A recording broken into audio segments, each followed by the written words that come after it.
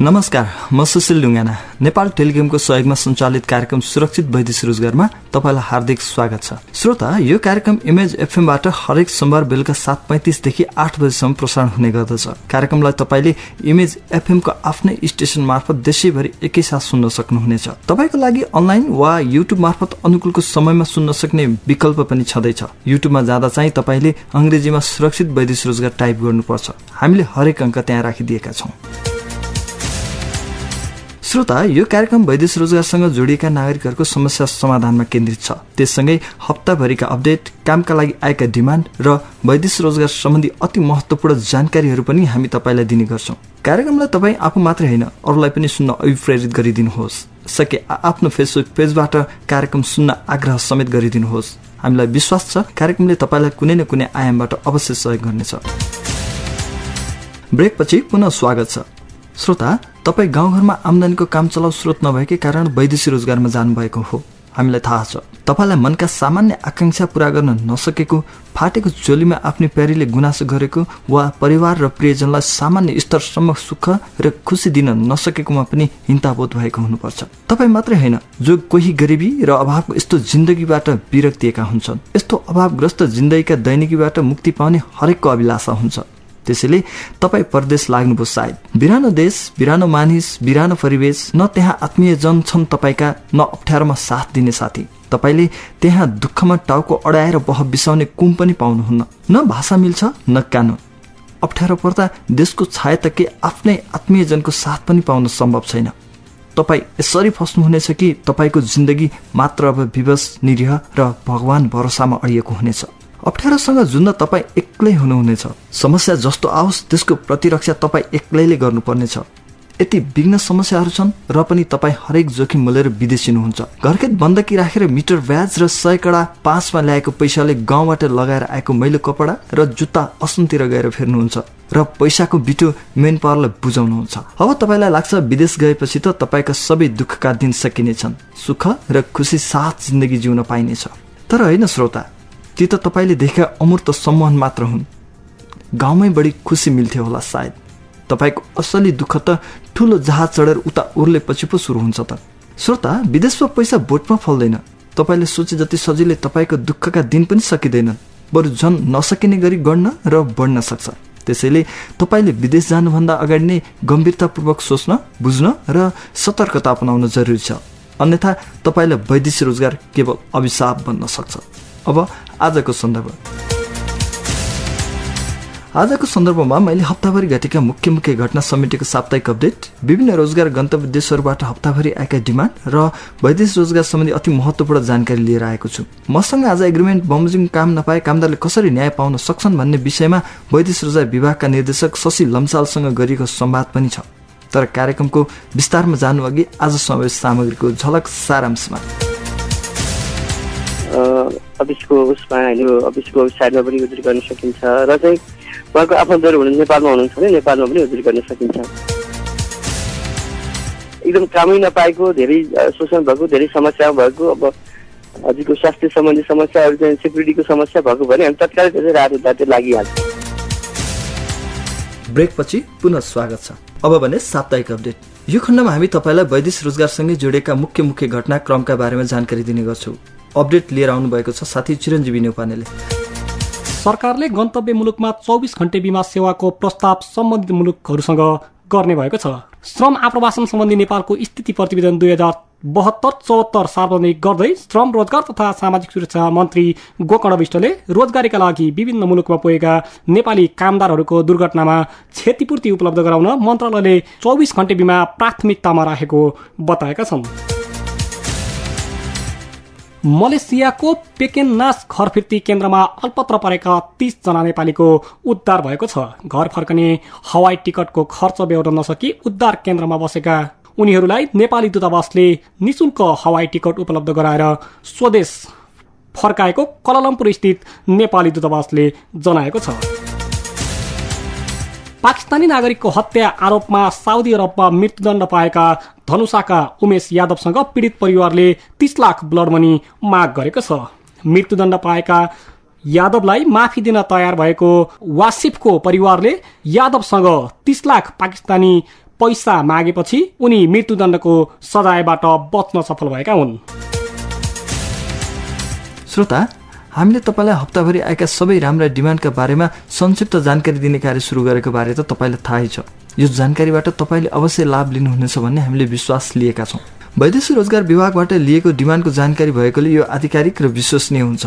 तपाईँलाई थप सहयोगको आवश्यकता महसुस भएको भए कृपया हाम्रो हेल्पलाइन नम्बर 9841 10 74 98 9841 10 74 98 मा फोन गर्न अप्ठ्यारो नमान्नुहोस्। यो नम्बर तपाईँकै सहयोगको लागि राखिएको हो। अब सुन्नुहोस् हप्ताभरि आएका मुख्य डिमान्डहरू फेरि साथी चिरञ्जीवी नुपानेबाट। कतारको लागि labour, mason, carpenter, steel fixer, electrician, plumber, painter, driver, waiter, cashier, tile maker, foreman, operator, welder, mechanic, pipe fitter, technician, helper, cashier, salesman, supervisor, secretary, security guard लगायतका काममा माग आएको छ। युएईको लागि labour, cleaner, security guard, mason, steel fixer, carpenter लगायतका काममा माग आएको छ। मलेसियाको लागि security guard, general worker, machine operator, factory worker लगायतका काममा माग आएको छ। साउदी अरबको लागि लेबर, ड्राइभर लगायतका काममा माग आएको छ। कुवेतका लागि मेकानिक, स्काई फोल्डिङ, ड्राइभर लगायतका काममा माग आएको छ। बहराइनका लागि general worker, beautician, security guard, supervisor लगायतका काममा माग आएको छ। त्यस्तै युरोपेली मुलुक माल्टा, पोल्यान्ड तथा क्यानाडामा समेत आकर्षक सेवा सुविधा सहितको माग आएको वैदेशिक रोजगार विभागले जनाएको छ। अबको खण्डमा वैदेशिक रोजगार सम्बन्धी अति महत्त्वपूर्ण जानकारी। के तपाईँले एग्रिमेन्ट बमोजिमको काम वा तलब सुविधा पाउनु भएको छैन? छैन भने तपाईँले काम गर्ने कम्पनीसँग विवाद गर्नु पर्दैन। तपाईँले आइहालियो भन्नेमा बाध्य भएर काम पनि गर्नु पर्दैन र कम्पनी छोडेर भाग्ने विषयमा त सोच्दै नसोच्नुहोस्। बरु आफैले वा कोही आफन्त मार्फत वैदेशिक रोजगार विभागमा पठाउने मेनपावर कम्पनी विरुद्ध फिर्ता झिकाइ पाऊँ भनेर उजुरी दर्ता गराउन लाउनुहोस्। तपाईँको उजुरीपछि वैदेशिक रोजगार विभागले मेनपावर कम्पनीलाई कारबाही गरेर तपाईँलाई नेपाल झिकाउन सक्दछ। करार अवधिभरि तपाईँलाई गरेको एग्रिमेन्ट बमोजिमको काम वा तलब दिलाउने ग्यारेन्टी तपाईँलाई पठाउने मेनपावर कम्पनीको हुन्छ। त्यसैले वैदेशिक रोजगार विभागले तपाईँलाई पठाउने मेनपावर कम्पनीलाई कारबाही गरेर तपाईँलाई घर फिर्काउन वा नपाएको काम र तलब दिलाउन सक्दछ। मेनपावर कम्पनीले अटेर गरे उसले राखेको 30 लाख धरोटीबाट रकम खर्च गरेर भए पनि तपाईँलाई झिकाउन सक्दछ। यसरी फर्कदा तपाईँलाई वैदेशिक रोजगारमा जाँदा गरेको लगानी डुब्ला भन्ने डर पनि लाग्दो हो। तर होइन श्रोता, तपाईँ नेपाल आएपछि तपाईँले वैदेशिक रोजगारमा जाँदा आउँदा लागेको खर्च र काम गर्दा नपाएको तलब भए सो समेत पठाउने मेनपावर कम्पनीबाट क्षतिपूर्ति पाउन सक्नुहुन्छ। त्यसैले बाध्य भएर काम नगर्नुहोस्। वैदेशिक रोजगार विभागमा उजुरी गरेर फर्कनुहोस्। आवश्यक परे हाम्रो सहयोग माग्नुहोस्। श्रोता, तपाईँ अहिले नेपाल टेलिकमको सहयोगमा सञ्चालित कार्यक्रम सुरक्षित वैदेशिक रोजगार सुनिरहनु भएको छ। म सुशील ढुङ्गानाको साथमा। यो कार्यक्रममा तपाईँले वैदेशिक रोजगारका हरेक जिज्ञासा र समस्यालाई समाधानका लागि हामी समक्ष राख्न सक्नुहुनेछ। कार्यक्रम सुरक्षित वैदेशिक रोजगारले तपाईँका हरेक जिज्ञासा र समस्यालाई ग्रहण गरेर समाधान दिन सुरक्षित वैदेशिक रोजगार हेल्प डेस्क स्थापना पनि गरेको छ। तपाईँले कुनै पनि बेला हाम्रो हेल्पलाइन नम्बर 9841 10 74 98 9841 10 74 98 मा सम्पर्क गरी आवश्यक सहयोग लिन सक्नुहुनेछ। ब्रेकपछि पुनः स्वागत छ। श्रोता, वैदेशिक रोजगारीमा जाने नागरिकलाई जहिले एग्रिमेन्ट बमोजिमको काम र तलब नपाएर फसिएला कि भन्ने चिन्ताले सताइरहन्छ। तर यस्तो अवस्थामा पनि तपाईँले सहजै न्याय पाउन सक्नुहुन्छ। कसरी? सुन्नुहोस्, वैदेशिक रोजगार विभागका निर्देशक शशि लम्सालसँग यसैको सेरोफेरोमा रहेर गरिएको संवाद। कार्यक्रममा स्वागत छ सर। हजुर, धन्यवाद। वैदेशिक रोजगारीमा गएका नागरिकहरूले करार बमोजिम काम तथा सेवा सुविधा नपाएको अवस्थामा कसरी उजुरी गर्न सक्छन्? सरले प्रश्न पारिदिनुहोस् न। यहाँबाट वैदेशिक रोजगार गएर सेवा सुविधा पाएन भनेदेखि सिधै आफ्नो कार्यक्षेत्रबाट हाम्रो देशको वेबसाइटमा पनि उजुरी गर्न सकिन्छ र चाहिँ उहाँको आफन्तहरू हुनु नेपालमा हुनुहुन्छ भने नेपालमा पनि उजुरी गर्न सकिन्छ।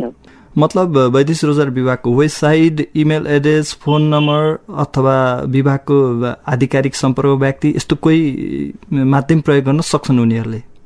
उहाँले सक्ने। यसमा हामीले कस्तो भने एउटा चाहिँ जनरल केसको हकमा चाहिँ उहाँहरूले यसरी उजुरी गर्नुहुन्छ र हामीले त्यो अनुसार ट्रिट गर्छौँ। अर्को चाहिँ कसरी अलिक सिरियस केस भएको भनौँ, जस्तो मिडियाहरूमा आएको सोसियल मिडियाहरूमा आएको कुराहरू हुन्छ नि, त्यसलाई हामीले प्रोएक्टिभ हिसाबमा पनि हामीले गर्ने गरेका छौँ। र मुख्य चाहिँ स्रोत भनेको कस्तो नि, उहाँहरूको अलि धेरै जसोको कोही न कोही नेपालमा आफ्नो मान्छे हुने र त्यो चाहिँ उहाँहरू मार्फतै आउने गरेको चाहिँ अहिलेको ट्रेन्ड चाहिँ। अर्को चाहिँ माध्यम भनेको सम्बन्धित देशमा रहेको राजदूतावास मार्फत पनि उनीहरूले उजुरी गर्न सक्दो हुन् होइन?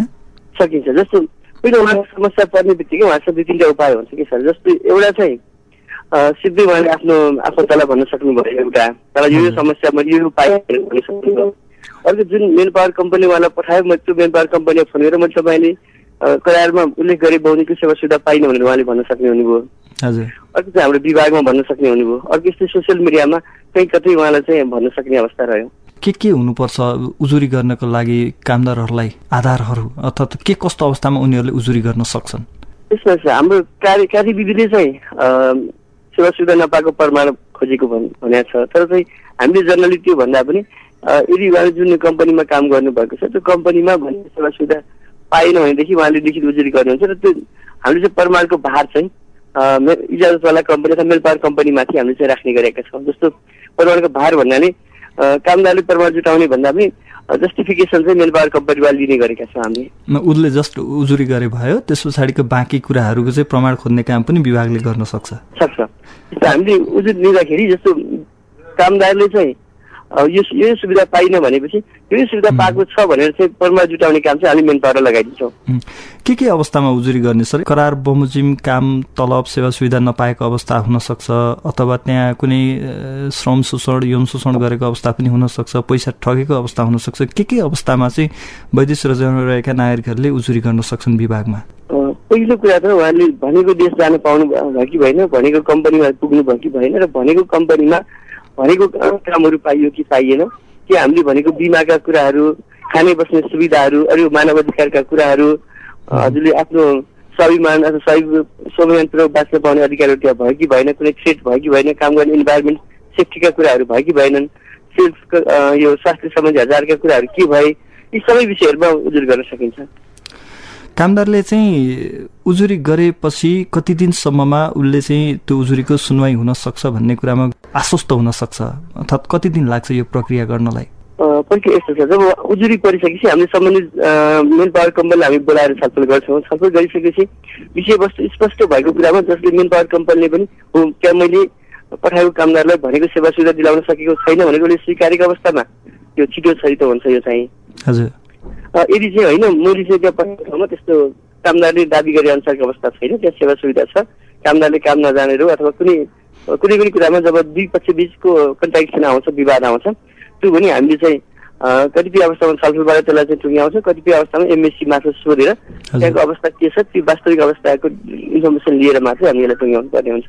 त्यसलाई के छ हेरेर हुन्छ, कुनै चाहिँ तत्कालै समस्या समाधान हुन्छ भने कुनै चाहिँ अलिकति समय लाग्छ। अर्को चाहिँ देश स्पेसिफिक पनि हुने गर्छ, जस्तो अहिले चाहिँ अरू देशमा भनौँ साउदीमा चाहिँ अलि बढी समय लागेको अनुभव छ। हजुर उजुरी गर्दाखेरिको अवस्थामा के कस्तो चाहिँ राहत अथवा क्षतिपूर्ति पाउन सक्ने अथवा कानुनी न्याय पाउन सक्ने आधारहरू छन् सर?